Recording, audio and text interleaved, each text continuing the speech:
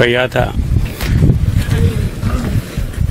Dursa miseensa shanee gumii adda bilisummaa Oromoo, miseensota gumii sabaa adda bilisummaa Oromoo, qondaalota waraana bilisummaa Oromoo, miseensota waraana bilisummaa Oromoo naannoo kanatti ayyaana kana kabajachuuf waliin argamne. Akkasumas warri kaan hundi keessanuu maqaa miseensota hoogganoota adda bilisummaa Oromoo, qondaalota waraana bilisummaa Oromoo fi waraana bilisummaa Oromoo ta'ee bakka keessa maqaa kootinis baga ayyaana kanaan sin ga'ee baga waliinuu geenye jechuudha. Ittaan Suudaan zooniin kibbaa qaami waraana bilisummaa Oromoo asitti argamnu kora sabaa xiqqaa qaama kora sabaa adda bilisummaa Oromoo hagayya 20 hanga 30tti xumurame kora xiqqaa zoonii kibbaa carraa kanatti dhimma bahuudhaan gaafa muddee 28 fi 29 gaggeeffatanii qaama hoogganaa adda bilisummaa Oromoo ka ta'e ka isa korri sabaa isaaniif murteesse deeggartoota adda bilisummaa Oromoo fi uummata Oromoo bal'aa isaa waliin argame zoonii kibbaa gidduutti kora gaggeeffatanii kora kana milkii fi injifannoon xumurachuu isaanii bakka keessan bu'ee baga gammadanii baga gammanneedha jechuudha.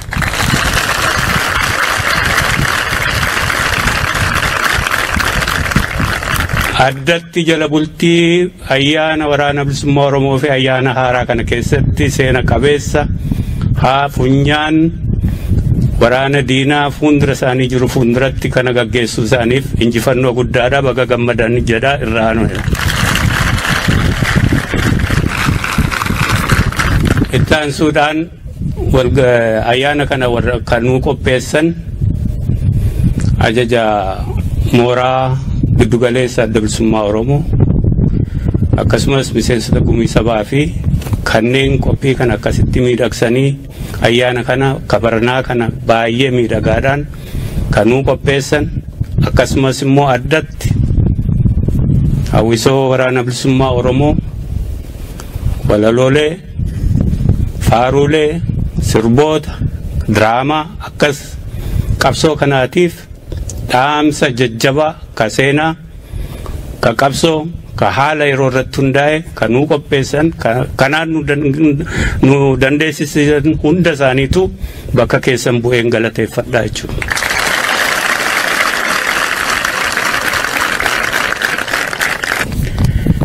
Bakka hoogganoota adda bilisummaa Oromoo bu'ee bakka qondaalota miseensota waraana bilisummaa Oromoo bakka miseensota keenya fi qeerroo bilisummaa Oromoo biyya keessaa akkasumas uummata keenya bu'ee qabxiilee tokko tokko ka qabsoo bilisummaa Oromoo har'a ilaalan qofa waa jechuun barbaadaa sana irratti bakka keessan bu'ee waan dhiyeessaa jiruuf diinonnii fi firoonni keenya illee akka hubataniif waan tokko tokko jechuun barbaadaa jechuudha. Duraan dursa ka qabsoo bilisummaa Oromoo har'a keessa jiru fi eessa geenye jirra maal keessa jirra ka jedhu sana. Qabsoon bilisummaa Oromoo boorus ni jenna kaleessas jennirraa iftaanis ni jenna qabsoo ofirratti hirkannoo qofaan gaggeeffamuu dirqame balbala mootummoota hedduu balbala firoota hedduu balbala mootummoota ollaa keenya hedduu reebnullee waggaa hedduu keessatti qabsoo haqaa qabsoo uummata kabajamaa guddaa kana kawaanjoo gabrummaa jalatti humna mootummaa nu gabroomfate gurraacha Afrikaa qofaan otoo hin taane gargaarsa humna kolonialistoota Awurooppaatiin waggaa 150 duraatti cabe ka gargaarsa akka ummatoota gabroomanii hunda isaaf malu gargaarsa kadhatullee balbala meeqa reebullee hanga ammaa mootummaa nu cabse sirna inni irratti ijaare sirna kolonii kana tiksuuf jecha qofa gargaarsa nutti cufanii ofirratti hirkannoo qofaa irratti ofirratti murteessuu qofaa irratti ummati kun qabsoo hadhooftuu qabsaa'oti bilisummaa Oromoo adda bilisummaa Oromoo fi waraanni bilisummaa Oromoo waggooti kana hunda meeshaarraa agabsamee meeshaarraa uggurame harka qullaa fi meeshaa gabaabaa diinarraa buufatee fi ofirratti harkate qofaan qabsoon kun jiraate marraamee qashir hedduun irratti xaxame bittinneeffamuuf dhabamsiifamuuf facaafamuuf bara chaartaraati fakkeenya gaarii ergasii immoo marraameeqa irratti aggaamamullee kana hunda keessa darbe har'a qabsoon bilisummaa Oromoo diina isaa lafa ilaalchisee ofii isaa mataa isaa ol qabatee injifannoodhaan as ga'uun ka hunda keenyaati ka uummata Oromooti uummata Oromoo ka baga kanaan ga'ee jennaa jechuudha.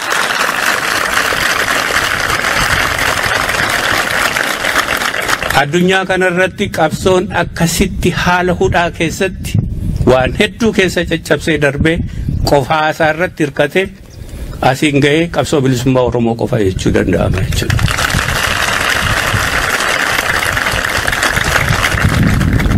Addatti waggaa 26 yookaan 7 duratti 92 gaafa adda bilisummaa Oromoo chaartara keessaa dhiibame bahaansa keessatti waraanni 20,000 waraana qofaa otoo hin taane uummata siivilii dabalatee ijoollee xixiqqaa dabalatee qabsoo bilisummaa Oromoo qofa dhabamsiisuuf mooraa hidhaa dhedheessaa fi hursoo keessa qofaatti gara 60,000 akka ta'utu hidhamee kaan ajjeefame kaan immoo hidhaa waggaa dheeraaf itti murtaa'e kaan hanga dhukkuba naannoo sanatti dhabamutti itti duulame kana keessaati darbee qabsoon bilisummaa Oromoo as gahee har'a uummata Oromoo baa dhihaa kaaba kibba tokko ta'ee akka uummata tokkotti ummati miliyoonaan socho'u kun akkasitti qabsoo isaatiin gaamuun injifannoo olaanaa ka sirna EPRDF TPLF nurratti diriirse cabse waan ta'eef injifannoo guddaadha ka bara kanaa jechuudha.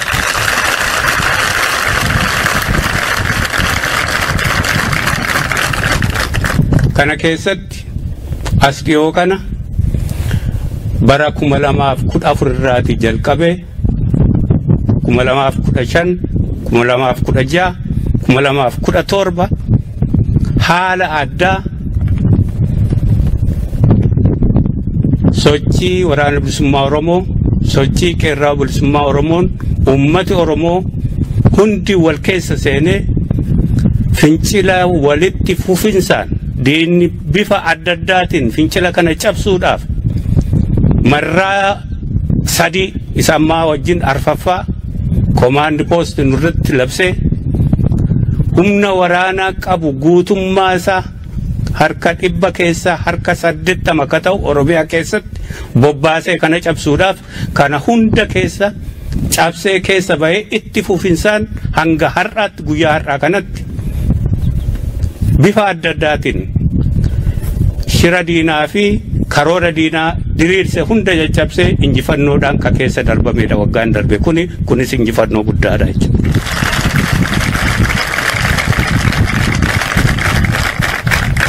Kana keessatti gandi Oromoo tokkollee ka hiriiran bahin ka fincilan godhin ka diinaaf isaa ta'u firaaf dhaamsa isaa qabsoon kun galii isaa gahu malee akka hin dhaabbanne gandi itti keessatti hin ibsamin gandi keessatti hiriirin bahamin gaaffii isaa ifa godhatiin tokkollee hin jiru jechuudha. Kana keessatti xiqqaa guddaa ijoollee xixiqqaa waggaa 5 waggaa 4 hanga jaarsa waggaa 90tti waliin fi dhiira darbaa otoo hin jedhin waliin hiriiree addunyaa kanaaf dhaamsa guddaa dabarseera. sirna mootummaa sirna kolonii Itoophiyaatiif dhaamsa guddaa dabarseera. Kunis qabsoon kun sossobbaa addaa yookaan gaaffii keessi deebisne master plaanii Finfinnee kunoo sii deebisne dhaabbadhu lafa irraa buqqifaman irraa sii ariine dhaabbadhu sigaa bifa adda addaan godhanillee command post jijjiiranillee lakki gaaffiin koo bakka waan guddaa qabutu jira. Sunis bilisummaa uummata Oromoo fi walabummaa Oromiyaati. Kun akka bakkaan ga'u dhaadannoo tokkittiidhaan ibsachuudhaan xumura sirna gabrummaa fincila xumura sirna gabrummaa jedhee dhaamsa kana dabarsuudhaan yoo kun deebee qofa dhaabbanna ka jedhu hangarraatti dhaamsa dabarsaa jira. Kuni dhaamsa guddaa addunyaatiifis sirna impaayera Itoophiyaatiifis jenneeti amanna. Haa ta'uuti sirni takkaa diriiree nagaadhaan nama keessaa deemu hin jiru hanga dhumaa caccabu malee diriiru. Kana ummati Oromoos kana waan beekuuf harka ol qabatee hanga sirni kun xumuratti godhamutti gaaffii bifa kamuu deebisan sossobbii bifa kamuu godhani akka boodan deebine agarsiisaa jira. Kana lamaantu wal qabee jira jechuudha waggaa kana keessatti.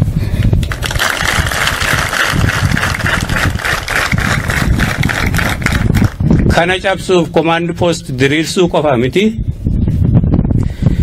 isa kana dachaasuuf yaada uummata Oromoo qabsoo bilisummaa Oromoo irraati jallisuuf akkasumas humna command post qofaadhaan otoo hin taane qabsoon bilisummaa Oromoo waan biraatiin busheessine fakkeessuudhaaf darbee uummataaf lola fakkeessuudhaan liyyuu poolis ka jedhamu ka humna Alshabaabii fi humna warra ONLF adda bilisummaa biyyoolessa Ogaaden ittiin cabsuudhaaf hidhachiise leenjii sasaarratti mootummaa Ameerikaatii fi mootummaan Ingilizii irratti isa gargaaraa bahee hidhannoonsaa hanga droshkaa hanga RPG hanga moortaraa qabu isa kana uummata Oromoo irratti bobbaasee jira.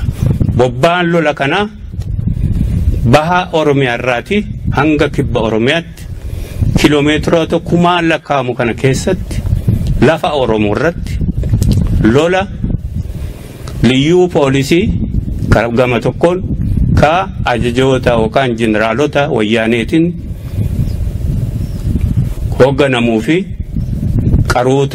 hoogganoota qaruutee wayyaaneetiin bobbaafamu waliin bobbaafamu humna kana Oromiyaa irratti fi adda bilisummaa Oromoo fi qabsoo bilisummaa Oromoo irratti bobbaase. Bobbaan qabsoo kanaa fi akeekni bobbaa lola kanaa fincila diddaa gabrummaa fi xumura gabrummaa Oromiyaa guutuu keessatti giddugaleessa baha kaaba kibba keessatti deemaa jiru.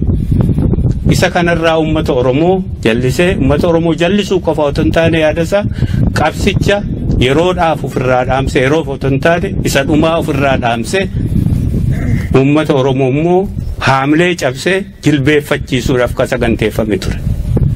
Haa ta'uuti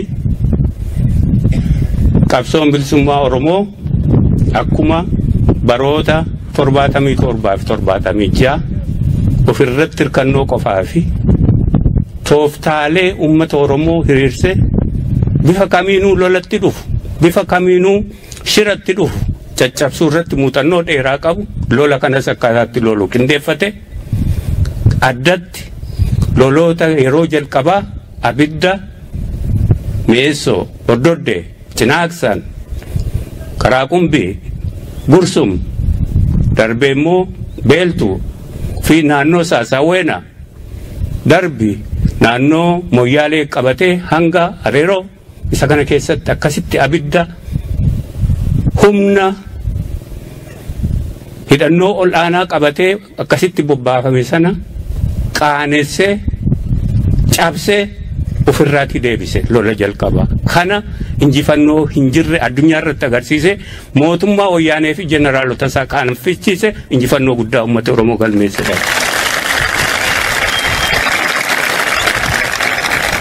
Inni kunis dhaamsa tokko dabarsuu fi qaba naannoo kanaaf yoo dhuguma waa dhaamsa darbu kana isaanii galate.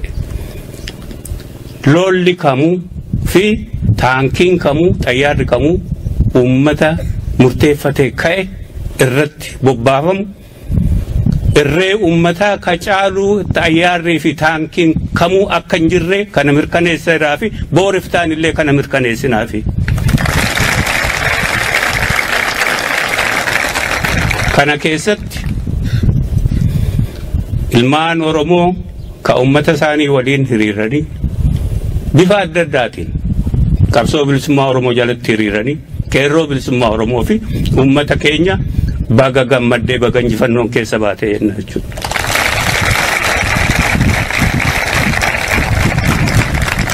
Lola kana akkasitti lolaan injifatuu qofa otoo hin taane qabsoon jalqabe suni akka mootummaa wayyaanee barbaade sanatti fincillis dhaabbatee irraa qabbanaa'ee haamileen uummata keenyaas cabuu otoo hin taane fincilli itti fufinsaan lolli otoo lolamaa jiru hanga kaleessaa fi eengaddaatti qabsoon kun harka ol qabatee lolli otoo lolamaa jiru fincillis itti fufamaa jiraachuun immoo injifannoo irratti aanuudha jechuudha.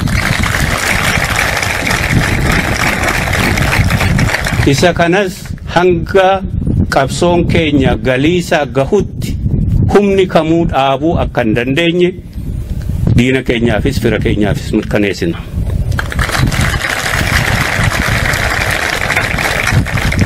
Amma haala hariiroo fi akkaataan nuu fi wayyaanee gidduu jiru mootummaa wayyaanee ammallee taanaan qabsoo kana dhaamsuu ukkaamsuu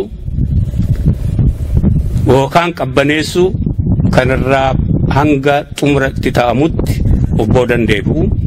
Qabsoon bilisummaa Oromoo immoo hanga bilisummaan Oromoo fi walabummaan Oromiyaa mirkanaa'utti obboo dandeebi'u ka bahe hin deebi'u ka bosona seenee bosonaa hin galu ka fincilaaf bahu fincilarraa hin deebi'u kana lamaantu wal qabee jira. Kana keessatti kanaaf uf qopheessuu nu gaafata. Kana adda baafnee walitti himna diinaafis fira keenyaafis jechuudha. Isa kana keessatti taansinee erga kana ta'ee hariiroon mootummaa Itoophiyaa fi hariiroon qabsoo bilisummaa Oromoo fi uummata Oromoo ka gaafa duraa maal fakkaata amma maal fakkaata jettu gabaabseen tuqee darbuu barbaada. Hariiroon mootummaa Itoophiyaa fi uummata Oromoo gidduu jiru sila toleraan tuqeera. Sirna gabrummaa nurratti diriiree jiru waanjoo gabrummaa fi cancala sansalata harkaaf miila nu hidhee jiru kanatu nurratti diriiree jira. Hariiroon keenya hariiroo gabroonfataa fi gabroomaa gidduu jirudha. Hariiroon gabroonfataa fi gabroomaa gidduu jiru immoo sirna nurratti diriiree jirudha malee namoota miti uummata miti kalolaa jirru sirna cunuqursaa gabromsaa kanadha hariiroon nurratti diriiree jiru. Karaa keenya immoo kana cabsine kana diigne bilisummaa keenyaa fi walabummaa keenya argatudha jechuudha. Inni kun har'allee hin jijjiiramne kana ka ofitti dhaalee kana fudhatee jiru mootummaa TPLF EPRDF jedhamu ka wayyaaneen EPRDF ka jedhu tokko ijaartee dhuunfattee ka ajajuuf jalatti dhaabota uf jalatti ijaartee bittiltee ka bobbaaftuu fi ka sochooftu haa ta'uuti sirnichi sirna TPLF nurratti diriirse jechuudha. Kana keessatti waggaa 27 durarraatii jalqabee kan nurratti diriire qabeenya Oromiyaa guutummaatti mukasaa albuudasaa bishaansaa ka irratti oomishasaa fi lafasaa fi manasaa kana hunda dhuunfata TPLF fi kaampaaniilee TPLF ijaarte harkatti galfamee jiru fi sirna gabrummaa ka durii caala Oromoo irratti hadheessee jiru. Oromoo qofa otoo hin taane uummatoota cunqurfamoo hunda irratti hadheessee jiru. Haa ta'uuti golgaa gowwoomsaa abiyyootaayi dimokiraasii jedhu tokko abiyyootaayi ka warraaqa sagaleen isaa nama harkisa dimokiraasii ka sirna ummati ittiin bulchu jechuudha ummati mootummaa isaati ofiisaa ittiin bulchu jechuudha golgaa kanaa fi maqaa kana qabate haxxummaa TPLF haxxummaa wayyaanee maqaa kana diriirsite haa ta'uuti lafarratti qabeenyaa fi ilma namaallee otoo nafiin garba isa garbaa sana sileef isa jedhan sana gootee ummata Oromoo fi ummatoota cunqurfamaa hunda akkasitti ummata hiyyummaaf saaxiltee waliigala ofii isaanii immoo ganda isaanii ijaarrataa akka nam tokko tokkootti immoo biliyoonaraa fi miliyoonaan ta'an akkasitti jirraa jechuudha.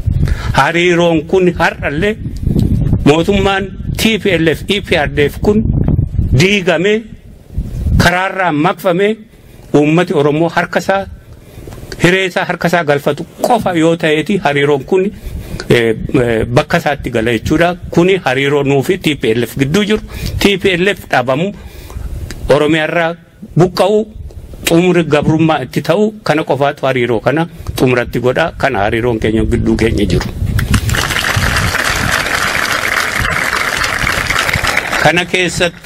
Kana keessatti EPRDF marraa hedduu yeroo hedduu walga'ii adda addaa godhatee uummatattiin gowwoomsuuf ufaaromse taaddisoo yookaan gamaagama walguuf gamaagamne abaluun ariine abaluun baafne mootummaa Oromiyaa akkasitti ufaaromse mootummaa naannoo Oromiyaa OPDO'n akkasitti rakkina gidduu isaa qabu ture akkasitti furate pirezidaantii tokko baasee tokko buusee tokko ol baase darbee lakki mootummaa keessatti kunoo abaluu pirezidaantii ta'e abaluun mooyyuu ministeera ittisaatti akkas aangoo kana qabate waggaa 27 guutuu ummata gowwoomsuu fi haxxummaa TPLF ittiin qalbii ummata hatuuf dhiyoo kanallee EPRDF gama godhatee ufaaromsee ummatallee dhiifama gaafate akkasitti waa hunda sirreessuudhaaf waadaa seenee kana ummata gowwoomsaa isaanii kadhuma hin qabne ammallee kanatti jiru. Ummati garuu murteeffateera sirni kun nurraa ka'u malee sirni kun nurraa buqqa'u malee hiree keenya harka keenya galfannu malee hin dhaabbatu ka jedhu kun dhaabbatu hin qabu itti fufuu qaba hanga TPLF Oromiyaarraa baate bakka isaanii malu keessatti waan fedhe murteeffatanitti kun itti akka fufuu fi akkasumas xumurri sirna kana akka ta'u waamicha keenyaa fi gaaffii keenyaa fi walumaa gala qabsoon keenya kana utuu godhin akka hin dhaabbanne diina keenyaaf EPRDF mirkaneessina jechuudha. Kana keessatti waan OPDO waa xiqqoo jedheen darba. Seenaan OPDO beekamaadha. TPLFtu ijaare tika isaaniitu bulchaa tika isaaniitu hoogganaa. Kana keessatti as dhiyoo kana afaan ummataa haasofne afaan adda bilisummaa Oromoo haasofnu malee ummata kanatti dhiyaatuu hin dandeenyu jechuudhaan waan ummati jaallatu gurrisaa barbaadu kana haasa'aa baane tokko isaallee hojiirra hin oolchine oolchuus hin danda'an. Kuni waan nu ajaa'ibu miti garuu as dhiyoo kana dhoksaadhaan kan isaan karoorfatanii jiranii fi TPLF wajjin lafa kaawwatanii jiran caasaa adda bilisummaa Oromoo bal'aa keessattuu qeerroo bilisummaa Oromoo ka ummata qabatee jiru bal'aa kana cabsuudhaaf ittiin cabsina jedhanii kan isaan lafa kaawwatanii jiran ka isa bal'aa gara jalaa kana waan dandeenyu hojii sii kennina jechuudhaan maallaqaan rakkina sii furra jechuudhaan kana ittiin qabachuu tattaafatu hoogganoota caasaa kana akka ta'an hoogganoota qeerroo immoo hidhuu tarkaanfii irratti fudhachuu isa kana karoorfatanii itti bobba'uuf jedhan. Dhaamsa nuti isaanii dabarsinu caasaan adda bilisummaa Oromoos ta'u caasaan qeerroo bilisummaa Oromoo ka wayyaaneen waggoota darban kana keessatti cabsinee diignee qabanneedhanii yeroo hedduu namattiin hidhanii dadhaban isaanis hin danda'an. Qeerroon bilisummaa Oromoo hooggannisaa har'a tokko yoo hidhame akkuma kaannisaa mootii biraati qabaate caasaa biraa qabaate kana isaanii mirkaneessina. Tapha ibiddaan taphatan kanarraa irraa dhaabbadhaa. Tarkaanfii yoo fudhattan obboleeyyaa keessan irratti fudhattu. Tarkaanfii yoo fudhattan eessuma keessan irratti fudhattu dhaabbadhaa jennaa dhaamsa keenya isaanii dabarsina. Kana keessatti ummati Oromoollee karoora abaaramaa kana TPLF diriirsitee itti kennitu ka oppidoon immoo yeroo hunda hojiirra oolchuudhaaf olii gadi fiigdu akka irraa dhaabbatan maatii isaanii fira isaanii isaanittillee ummati akka himuu fi gorsuu yoo gorsuu baatan ibidda sanatti gubatu ammas isaanuma ta'uu akka mirkaneessuu fi waamicha keenya dabarsina.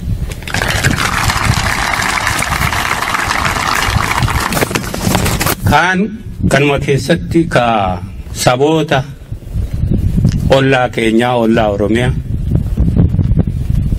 ummata Somaalee dabalatee ummata Tigraay dabalatee ummata Amaaraa dabalatee ejjennoo qabsoo bilisummaa Oromoo fi adda bilisummaa Oromoo yeroo hedduu deddeebinee himneerra.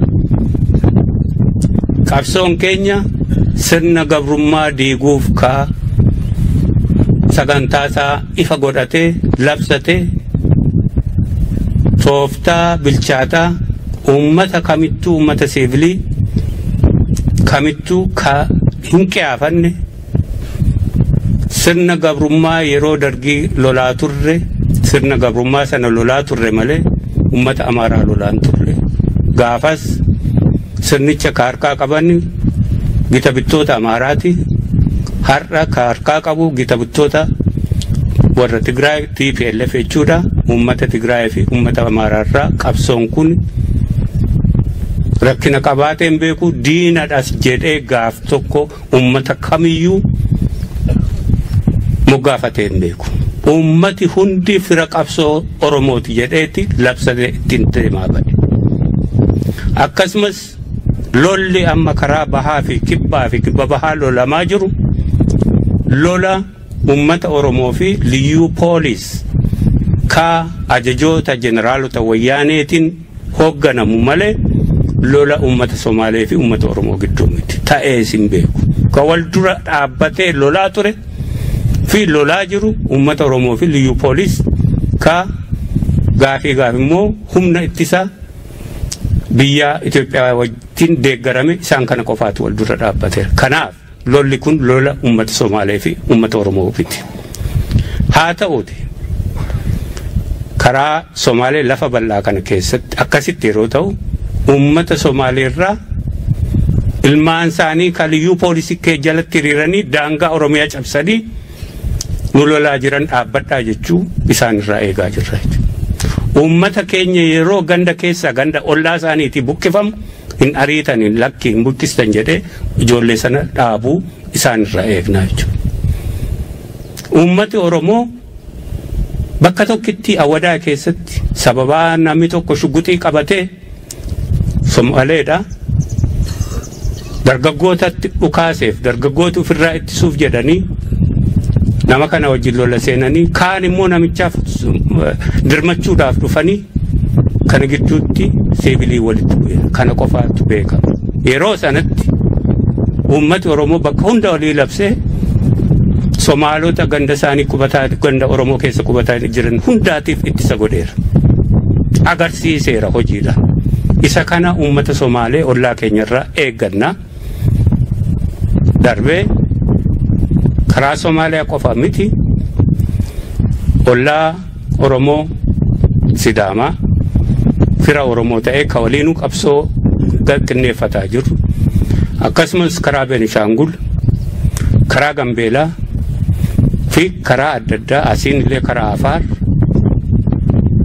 yeroo adda addaatti mootummaan TPLF hidhattoota uf jalatti ajajee akka poolisaa fi akka milishaatti jiran kana ummata Oromoo irratti bobbaaseera.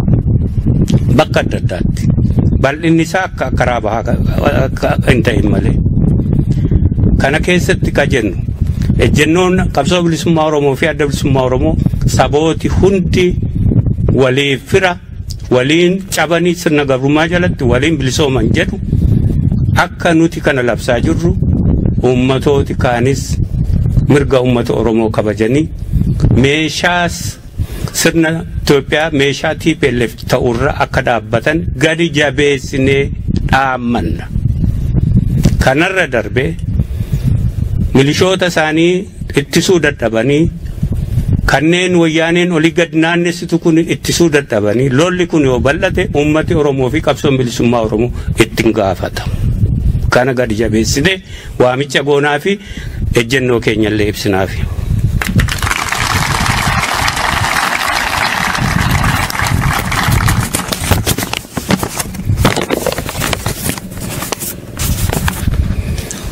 Kanatti aansee haala mooraa qabsoo bilisummaa Oromoo fi mooraa Oromoo keessa jiru waan gabaabduu jechuun barbaada. Addi bilisummaa Oromoo erga gaafa ijaarameetii jalqabee Oromoo keessa karaa addi bilisummaa Oromoo tilmaamee fi diriirse qofaan otoo hin taane akka biraatti yaadanii ka ijaaraman fi bilisummaadhaaf loluuf bifa nagaatiin haa ta'u bifa daggala seenuudhaan haa ta'u kanneen ijaaraman hundaatiif kabajaa qaba. Kabajaasaa kanas ejjennoosaa kana ibsataa bahe. Kanarraa ka'amee ilmaan Oromoo bifa karaa daandii adda bilisummaa Oromoo filateetti alatti daandii adda bilisummaa Oromoo beekamaadha. Qabsoo hidhannoo fi qabsoo bifa adda addaatiin walitti nisee tooftaa kana ummata Oromoo ijaaree bilisummaaf lolchiisuu bilisummaaf qabsoosisuu ka jedhudha. Haa ta'u bifa adda addaatiin kanaa alatti bifa adda addaan ka ijaaramanii gaafii ummata Oromootiif furmaata argamsiisuu ka tattaafatan hedduudha.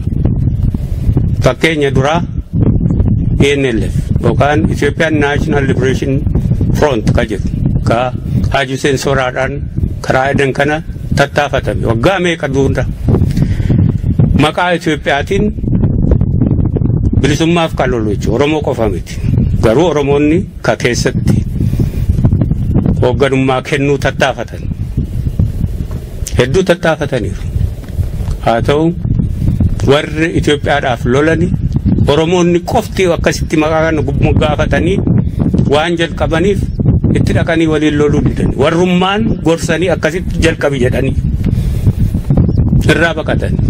Maqaa Oromoo jedhu qofaan qabatanii kaane isaan. Darbee asuma dhiyoo kana biyya keessatti OFC dhageessaniitu. OFDM dhageessaniitu. Oromoo Federalist Democratic Movement. Oromoo Federalist Congress walitti makamaniis OFC ma jedhan. Isaan kun Oromoon akka Oromootti ijaaramee mirga isaa Itoophiyaa jalatti kabachiifachuu ka jedhu sagantaan isaanii ka adda bilisummaa Oromoo walabummaa jedhuun alatti. Haa ta'uuti akkas waan jedhaniif sirni Itoophiyaa ufitti isaanii ammanne hangarraa. Ufitti isaan ammatu qofa diduu miti. Nagaadhaan qabsoofna waan jedhaniif. Waan wayyaanii yaadduu ala ajaja ishee jalaan sochoonu waan jedhaniif qofa hoogganoonni isaanii manidhaa keessatti tortoraa jiran. Karaa keenya garuu jaarmee akkasiitiif olola irratti oofne hin beeknu. Mirga isaanii kabajnee ejjennoo keenya karaa isaan filatan san ka isaan filatanidha kabajamuu fi qaba ka jedhudha. Akkasumas ala kanatti ka ijaaramanii jiran jiru. Adda bilisummaa Oromoo irraa cicitanii ka ijaaramanii jiru. Isaan kanatti guyyaa tokko ololaan itti bobbaanee hin beeknu. Waan kana kanaan duras ni tuqee jira.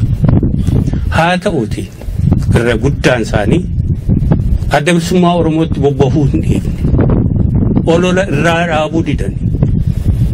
Olola caalaa ka ummati hin beekne ka ifaan hin himamne shirooti adda addaa as dhiyoo kana keessattuu oppiidiyootti rarra'anii qabsoo kana butatanii itti aangoo koruudhaaf shirooti adda bilisummaa Oromoo irratti harka lafa jalaan biyya keessaaf alaan gaggeeffamu duulli ololaa Facebookiidhaan adda bilisummaa Oromoo irratti gad lakkifame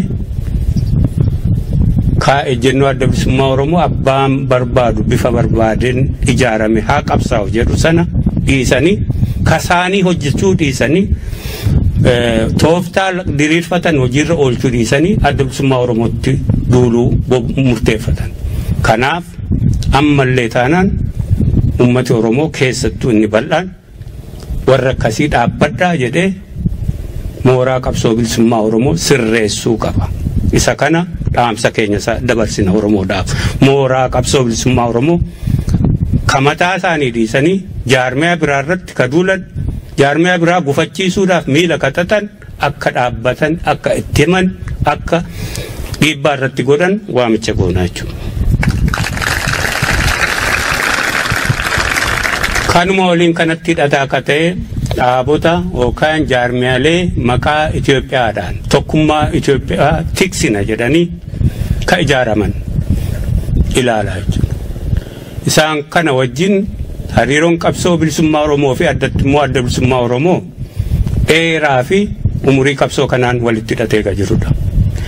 Gaafa adda bilisummaa Oromoo ijaaramu jaarmiyaaleen Itoophiyaa keessatti beekaman Meesoon IPRP warra guddaa jedhaman fi warra xixiqqaa warra Kamaaleeriit baay'eetu turan. Isaan kun hundi adda bilisummaa Oromoo reefu xiqqoo lafaa kaatu ka kora bu'uureessaallee 76 godhatte maquma ishee qofa dhaga'uudhaan hundi isaanii duula bana. Naaroo naashinaalizim yookaan sabummaa dhiphummaa sabummaa ka saba biraan hammanne jechuudha. Kana jedhanii akka isheen lafaan kaane haamlee cabsuu fi duulatti gochuu fi kanarra darbanii miseensotaa fi hoogganoota adda bilisummaa Oromoo yeroo sana bifa adda addaatiin tika dargiif saaxiluun qabsiisuu sadarkaa sanatti bal'ifatan duula isaanii. Sana keessa darbine. Qabsoo sirna hedduu keessa goonu keessatti isaanillee sirnicha wajjin miidhama guddaatu isaanirra ga'e. Nullee haalli qabsoos haalli rakkinaas ofirratti hirkannoo qofaadhaan qabsoo gochuunis kun hundi itti dabalame haala ulfaataa sana keessa bifa adda addaatiin darbinee as geenye jirra. Haa ta'uti har'allee tokko gaaffii uummata Oromoo gaaffii bilisummaa fi walabummaa qabu beekuu fi diduu tokko kalammataa ka isaan ijaarratanii jiran tokkummaa Itoophiyaa jedhu sana fudhatu malee adda bilisummaa Oromoo wajjin bifa kamiinuu bifa tumsaan haa ta'u bifa waliin adda tokkummaa ijaarrachuu haa ta'u waliinuu hin hojjennu jedhanii murteeffatuu isaanii. Kuna murteeffatuu isaanii fi beekumsa kennuu diduun isaanii akka jirutti ta'e kunuu isaan hanqate adda bilisummaa Oromoo taargeet godhanii duula ergarratti jalqabanii kunuu amma waggaota 4-5 keessattuu duula addaa ala kanatti ifa bahanii viidiyoodhaan barreeffamaan adda bilisummaa Oromoo irratti bobbahu as dhiyoo kan ammoo harka lafa jalaan akkuma sila jenne sana adda bilisummaa Oromoo dandahanii diiguu dadhaban dadhabsiisuu ka jedhu qabatanii socho'aa jiru. Isaan kanaafis dhaamsa dabarsinu qabna. Adda bilisummaa Oromoo mirga dhaaba kamiittuu bu'ee dhaabi kun kana akkasi tooftaansaa kana jedhee duula irratti baneen beeku ufittisuudha garuu ni danda'a booriftaanis ufittisee ciree keessa darbee uummata isaa qabatee injifannootti ni ba'a. Kanaaf irraa dhaabbadhaa adda bilisummaa Oromoo irratti duulu furmaatan argattani furmaata politikaallee ka argattan sirna sanarraa malee adda bilisummaa Oromoo irraa miti jennee dhaamsa keenya dabarsinaaf jechuudha.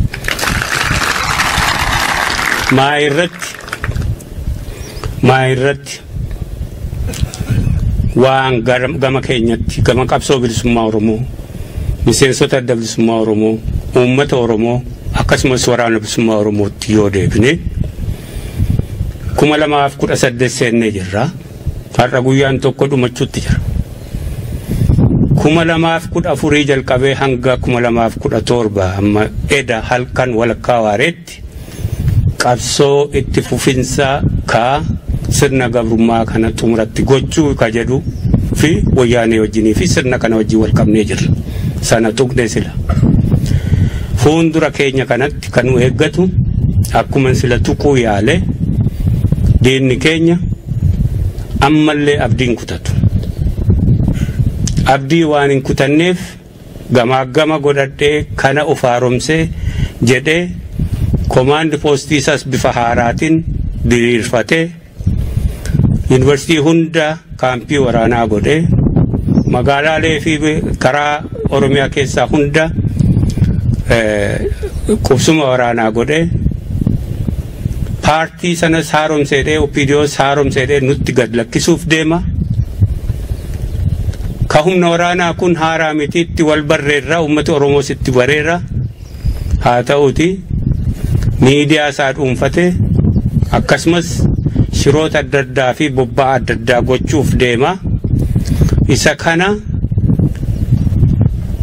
caalaatti kan nu diiguuf ka'e keessa isaa diiguu, keessa isaa dadhabsiisuu, addaan facaasuu ka qabatee jiru adda bilisummaa Oromoo fi qabsoon bilisummaa Oromoo bal'ifatee itti fufuu qaba.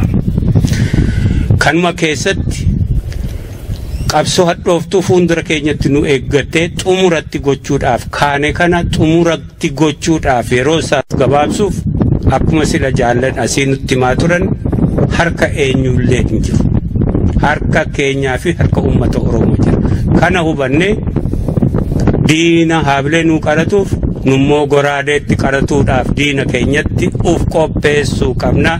Kanuma qofaan jedha gabaabsee injifannoo uummata Oromootiif.